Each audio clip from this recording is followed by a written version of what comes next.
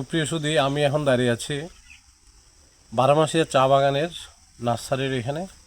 বিস্তীর্ণ এরিয়া জুড়ে বারোমাসিয়া চা বাগানের নার্সারি। আমি যদি হাতের ডান পাশেও দেখাই, বিস্তীর্ণ এরিয়া জুড়ে নার্সারি।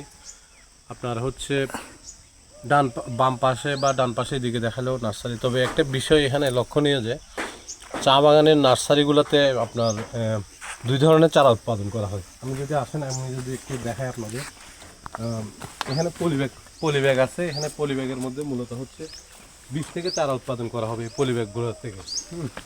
আরেকটা বিষয় হচ্ছে এখানে আরেকটা হয় কাটিং থেকে, মানে কলম থেকে। হ্যাঁ, যে এখানে মূলত হচ্ছে গাছের কিছু অংশ নিয়ে ওরা এখানে আপনার কাটিং করে। এই যে যেমন আমার সামনে আমি যদি দেখাই, ঠিক এই পাশে এটা হচ্ছে ব্যাটগুলো হচ্ছে কাটিংয়ের জন্য। হ্যাঁ, এখানে এটা কাটিংয়ের জন্য।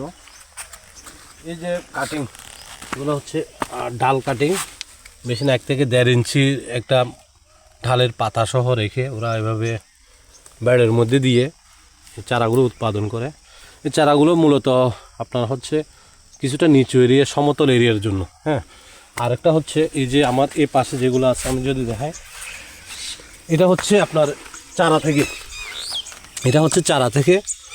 এই মূল বিষয়টা হচ্ছে এটা আপনার যেটা চা বাগানের যে উঁচু পাহাড়গুলোতে এই বীজ থেকে চারাগুলো ওইখানে আপনার রোপণ করা হবে এক সময়ের পরে।